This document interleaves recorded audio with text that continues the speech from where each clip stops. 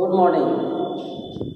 Today I tell you the summary of the Naturalist chapter from the supplementary reader Footprints Without a Feet. I hope that you will listen it. In this chapter, there are two main characters, Matilda and her husband Mr. Loisel and Mrs.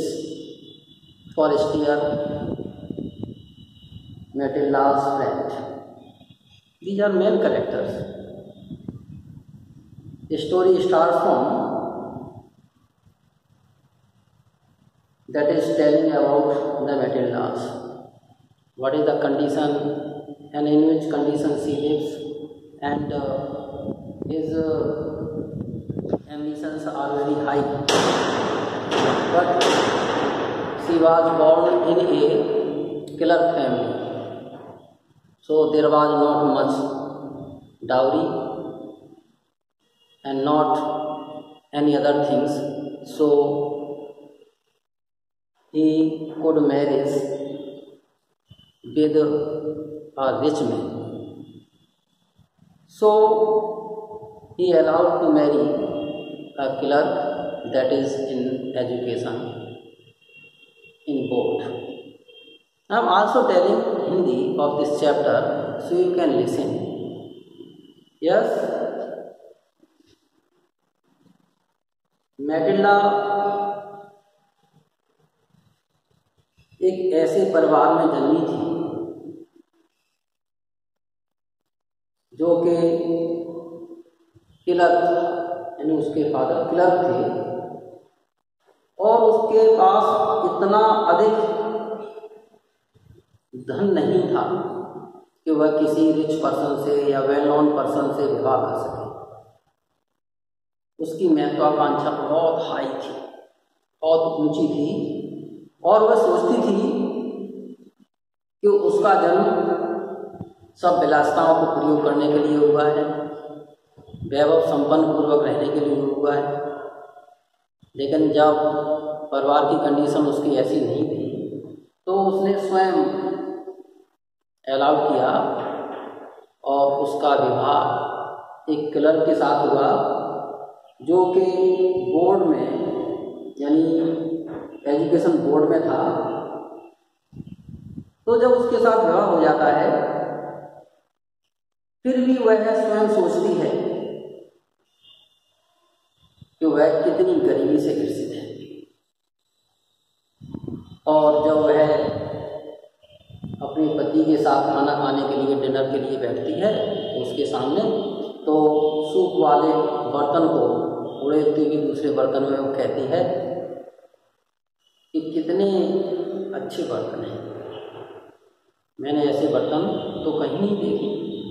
यानी वह क्रोधित अवस्था में या मायूसी अवस्था में ये बात कहती। इसका मतलब है कि वह चाहती है कि उसकी डिश चांदी के बर्तनों में परोसी जाए, अच्छे चमकते हुए डिश होनी चाहिए तो उसमें परोसी जाए और उसके पास अच्छे आभूषण होने चाहिए थे, अच्छी वस्तु होनी चाहिए थी जिन्हें वह प्रेम करती थी। तो इस प्रकार वह उसने डिनर के समय कहा। फिर उसने सोचा कि उसकी एक मित्र है और जिसका नाम यानी फॉरेस्टियर बताया गया है और वह गरीबी होने के कारण कॉन्वेंट में तो साथ साथ में पढ़ी थी उसके साथ में, लेकिन गरीब होने के कारण वह उसके घर पर नहीं जाती थी क्योंकि उससे उसे निराशा उत्पादित होती थी और वह घर पर खिन्न सी रहती थी यानी उदासी रहती थी। एक बार ऐसा होता है कि उसके पति को अपने जो बोर्ड ऑफ एजुकेशन में था उसमें से एक मिनिस्टर का इन्विटेशन प्राप्त होता है और मिनिस्टर का वो इन्विटेशन लेकर आता है जिसमें वॉल डांस के लिए, यानी डांस को वॉल कहा जाता है, तो वॉल के लिए उसमें लिखा गया था और परिवार को बुलाया गया था। तो उसने अपनी पत्नी मैटिल्डा को दिया, यानी मिस्टर लॉयजेल कहा गया है।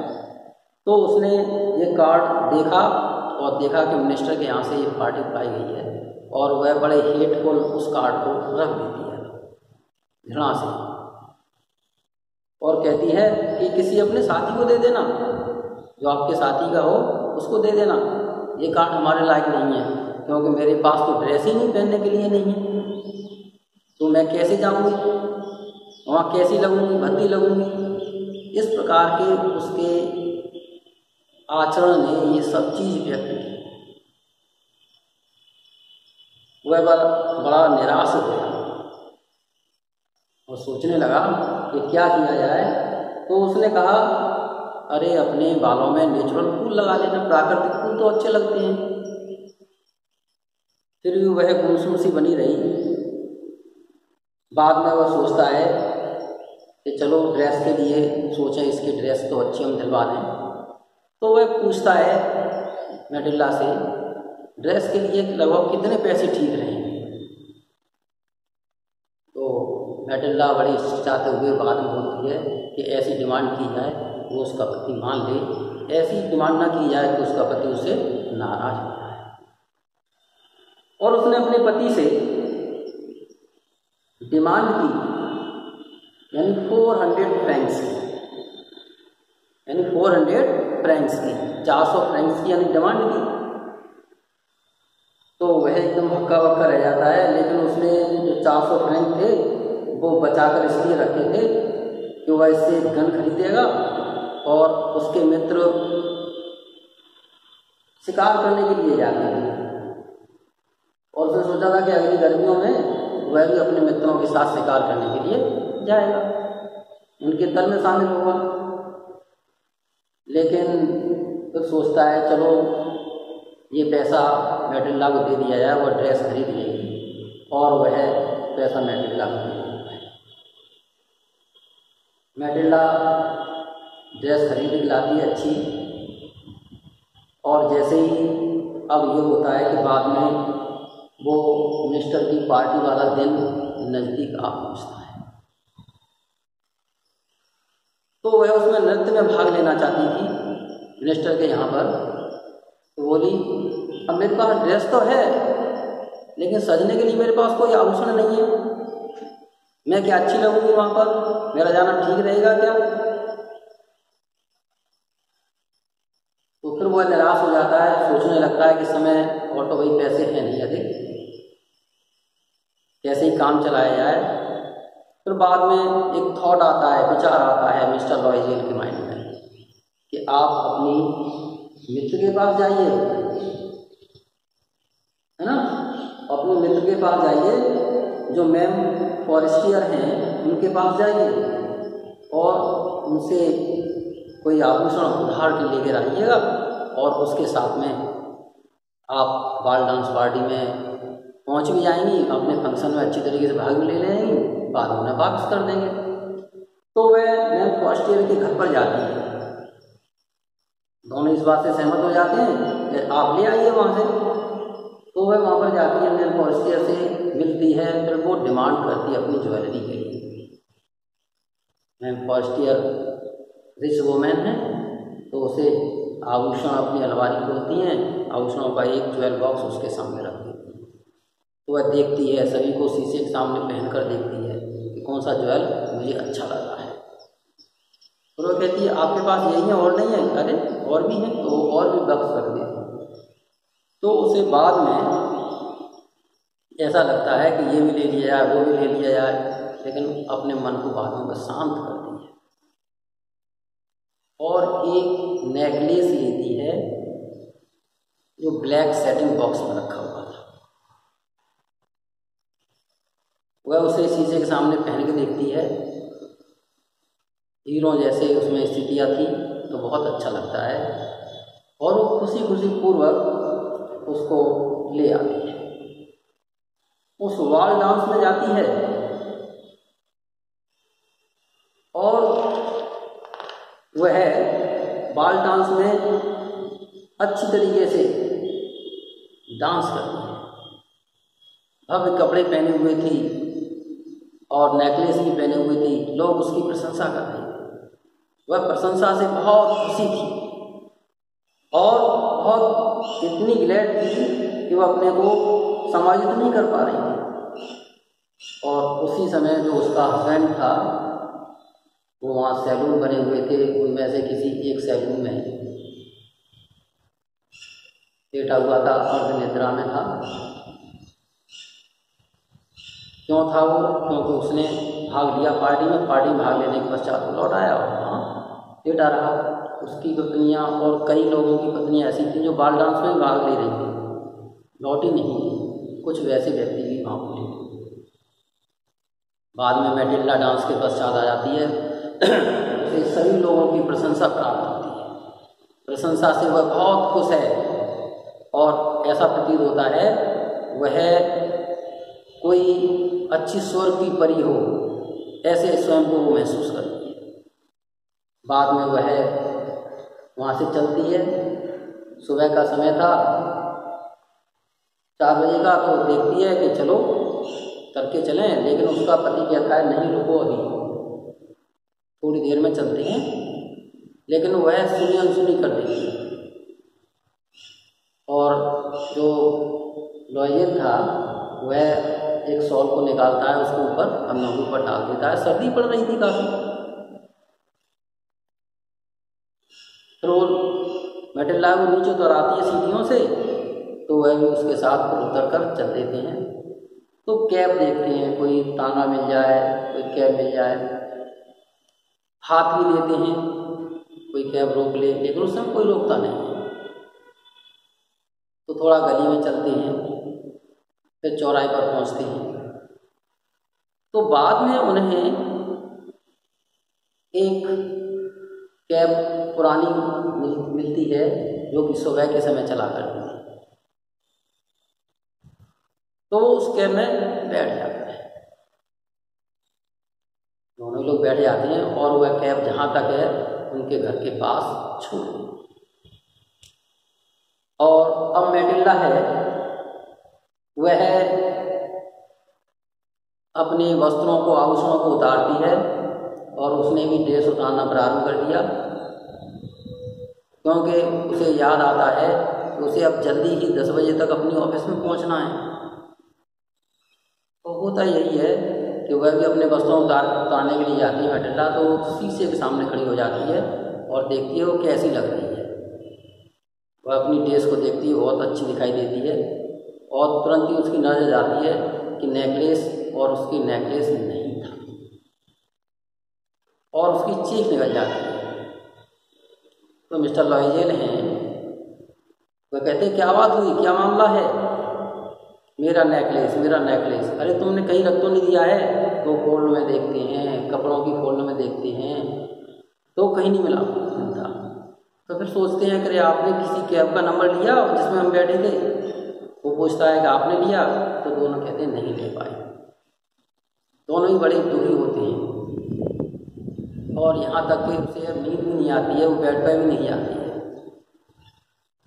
और जो कपड़े उतार रहा था लॉयजेल, वो कपड़े पहनता है और तुरंत ही जो कैब टैक्सी चलती हैं तो उनके स्टैंड पर जाता है, वहाँ पता करता है, उस गली में भी जाता है, गली का विवरण करता है, वहाँ भी कुछ नहीं मिलता है। बाद में वह निराश होकर लौट आता है और दिन के समय जाकर वह रिपोर्ट करता है। फिर बाद में मैटिल्डा बहुत निराश है क्योंकि उसका हार हो गया है इन वाला, इसलिए बहुत निराश है। लेकिन उसे मिस्टर लॉयजेल एक उपाय बताता है कि अपने मित्र से कहो कि आपके हार की एक कड़ी टूट गई है, उसकी मरम्मत करानी है, यानी उसका रिपेयर कराना है, तो वो 2-4 दिन में आपको वापस कर दें। तो होता यही है कि वो अपने फ्रेंड से जाके कहती है, मैम फॉरेस्टियर से, कि थोड़ा सा ताकत लगना है, उसमें रिपेयर होना है, मैं आपको बात करूँगा। और तब तक उन्हें सोचने के लिए समय भी प्राप्त मिल गया। लॉयजेल कहता है कि अब हमें किसी प्रकार से उसका हार अवश्य लौटाना तो है। तो वो जाते हैं ज्वेलरी वाले का, वहाँ वे वैसा ही हार देखते हैं जैसा मैटिल्डा से खोया था, और उन्हें वह 40,000 फ्रैंक्स का कीमत बताई जाती है, जिसमें उसका कमीशन इत्यादि काट कर यानी 36,000 फ्रैंक्स का यानी 3600 फ्रैंक्स का वह उन्हें मिल जाएगा, यह यानी ज्वेलरी वाले ने कहा उससे। तो फिर मिस्टर लॉयजेल हैं वो लैंडलॉर्ड से, अन्य जो किस्तों पर ब्याज पर पैसा देते हैं उनसे, भूमि स्वामियों से, कई लोगों से पैसा इकट्ठा करता है, और कुछ पैसा उसके पास था। जो उसके पास पैसा था वो उसके फादर ने दिया था। तो इस प्रकार उसका जो फादर का पैसा था और वो पैसा मिलाकर इतना पैसा हो जाता है कि वह उसे खरीद सकता है। लेकिन उनका जो ऋण था वह बहुत अधिक हो गया, यानी 36,000 में जो उन्हें हार मिला उसमें 18,000 फ्रैंक्स यानी लॉयजेल के पिता के पास थे, और 18,000 और उसे लेने पड़े। तो उसने वह हार खरीद लिया, और मैटिल्डा उसे अपने दोस्त के यहाँ पर लौटाने गई। जब लौटाने गई तो कहीं उन्हें ऐसा महसूस हुआ मैटिल्डा को, कहीं ये खोल के ना देखे, उन्होंने उस बॉक्स को देख लिया। यानी वो मैटिल्डा ने मैम पर्स्टियर को दे दिया, मैम पर्स्टियर ने उस बॉक्स को नहीं देखा खोल कर क्या रखा है क्या नहीं रखा है, उन्होंने लिया, उठा के रख दिया। तो बड़ी खुश हुई कि चलो बाद में देख लेंगे और पता चल जाएगा तो कोई बात नहीं है, लेकिन उससे कुछ कह तो नहीं पाई, और वह यह कहकर वहाँ से चले गया। अब उनके पास कर्जा बहुत हो गया था, तो जहाँ वो मकान रहते थे वहाँ से मकान छोड़ा उन्होंने, किसी ऊंची एटिक पर उन्होंने किराए पर मकान लिया, और उसमें जो नौकरानी काम करती थी, लॉन्ड्री वाला काम करता था, वो सब छुड़वा दिया। वो स्वयं अब मैटिल्डा करती थी, यानी झाड़ू पोंछा जो कुछ भी है, पानी भरना, और यहाँ तक कि वह बाजार में अपनी बास्केट को लेकर जाती थी तो एक एक सॉस के लिए यानी एक एक पैसे के लिए वह बार्गेनिंग करती थी, सौदेबाजी करती थी, जिससे पैसा बचे और वह कर्ज को उतार सके। और लॉयजेल था वह दिन में अपने एजुकेशन बोर्ड में जाता था, रात के समय एक लाइब्रेरी में किताबों को भी सेट करने जाता था, फिर कॉपियों की नकल करता था, यानी रात रात में भी वो लगे रहते थे। दोनों वो इस प्रकार से कठिन परिस्थितियों में 10 वर्षों तक लगे रहे। 10 वर्षों के बाद उनका ये ऋण चुकता, तब उनको थोड़ी सी तसल्ली आई।